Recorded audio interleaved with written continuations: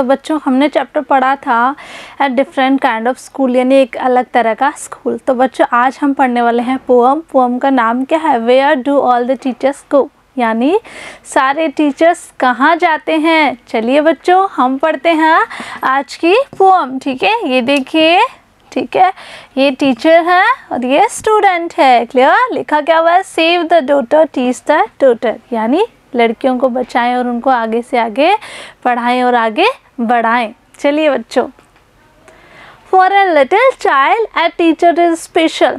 ये जो पोअम है बच्चों, उसमें एक छोटा सा बच्चे के बारे में बताया हुआ है कि एक जो बच्चा होता है उसके लिए टीचर क्या होती है? बहुत ही स्पेशल होती है। ठीक है, It is difficult for a small child to think of his her teacher as an ordinary person।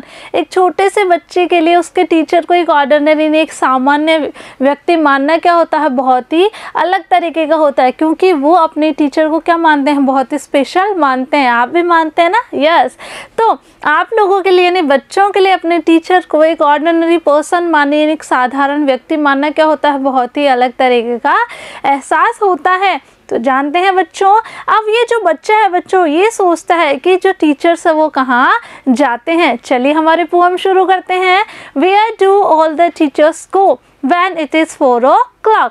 अब जो बच्चा वो ये सोच रहा है कि सारे टीचर्स कहाँ चले जाते हैं जब 4 बज जाते हैं। Do they live in houses and do they wash their socks. अब वो बच्चा सोचता है कि क्या वो कहाँ जाते हैं? क्या वो अपने घर चले जाते हैं या फिर वो अपने सॉक्स से वॉश करते हैं, यानी अपने मोजे धोते हैं। देखिए बच्चों, ये सॉक्स है, ठीक है, और ये देखिए ये बच्चा है, ये टीचर है, और इस वॉच में देखिए 4 o'clock हो रखे हैं। ठीक है, तो ये जो बच्चा है बच्चों, ये सोचता है कि जो टीचर है वो 4 बजे बाद में कहाँ जाते हैं। क्या वो अपने घर चले जाते हैं? क्या वो घर जाकर क्या करते हैं? अपने सॉक्स को वॉश करते हैं। आगे चलते हैं। देखिए बच्चों, ये टीचर है, क्या कर रही है? ये अपने सॉक्स को धो रही है और ये अपने घर जा रही है। तो वो बच्चा है वो इस तरह की कल्पना करता है। चलते हैं आगे। Do they wear pyjamas and do they wash TV. अब बच्चा आगे सोच रहा है कि क्या वो पायजामा पहनते हैं या फिर वो घर जाकर टीवी देखते हैं। And do they pick their noses the same as you and me. क्या वो अपनी नोज पिक करते हैं जैसे तुम और मैं करते हैं? देखिए बच्चों, ठीक है, ये टीचर क्या कर रही है?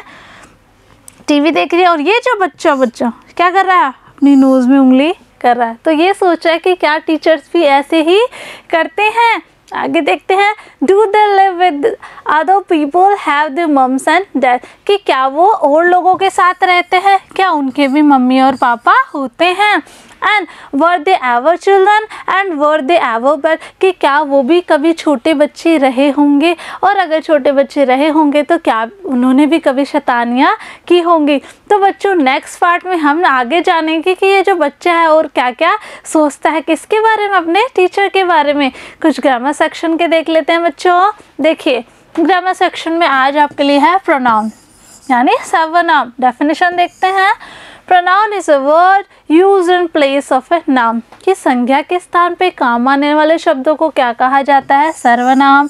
हिंदी में ऐसे ही पढ़ते हैं ना आप, ठीक है, तो ये इंग्लिश में डेफिनेशन सेम उसी वे में हो जाएगी। Ram is a boy. Ram एक लड़का है। यहाँ पे राम क्या है बच्चों? नाउन। क्लियर? आगे उसी सेंटेंस को कंटिन्यू करेंगे। He goes to school. कहाँ जाता है वो? स्कूल जाता है। यहाँ पे हमने लिखा था राम, यहाँ राम के लिए हमने लिखा है ही, तो ही क्या हो जाएगा बच्चों? प्रोनाउन हो जाएगा। समझ गए? चले आगे। Kinds of pronoun. अब देखते हैं प्रोनाउन कितने तरह के होते हैं। फर्स्ट देखिए बच्चों, पर्सनल प्रोनाउन। पर्सनल प्रोनाउन में आपका आएगा I, we, you, they, he, she, it और नेम्स। ठीक है, आई के फैमिली में आ जाएगा आई, माई, मी। वी के में आ जाएगा वी, आर, अस। यू में हो जाएगा यू, योर, यू। ही में हो जाएगा ही, हिज, हिम। शी में हो जाएगा शी, हर, हर। दे में हो जाएगा दे, देयर, देम। और इट, इट्स और इट। इस तरीके से आपको अपनी कॉपी में कर लेना है। ठीक है, और वैसे ही लर्न करना है जैसा आपको मैंने सिखाया है। ठीक है, आगे देखते हैं रिफ्लेक्सिव प्रोनाउन। ठीक है, रिफ्लेक्सिव में my self, himself, your self और आर सेल्फ। ठीक है, चले आगे। आगे देखते हैं she could for her self. आगे है एम्फेसाइजिंग और एम्फेटिक, ये दोनों इसी के नाम हैं। जब किसी भी बात को हम दृढ़तापूर्वक कहते हैं ना, तो इस प्रोनाउन को यूज़ करते हैं। आगे देखते हैं रिलेटिव।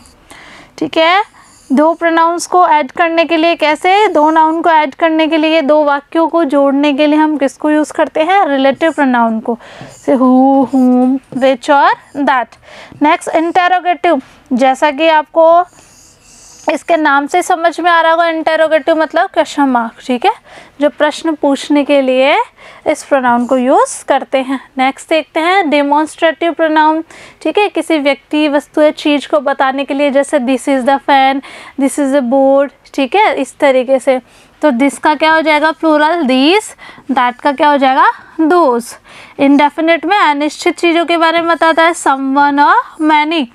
और एट द लास्ट डिस्ट्रीब्यूटिव, चीज़ों को डिस्ट्रीब्यूट करने के लिए, प्रत्येक अलग अलग डिवाइड करने, ईच, एवरी, आइदर और नाइदर।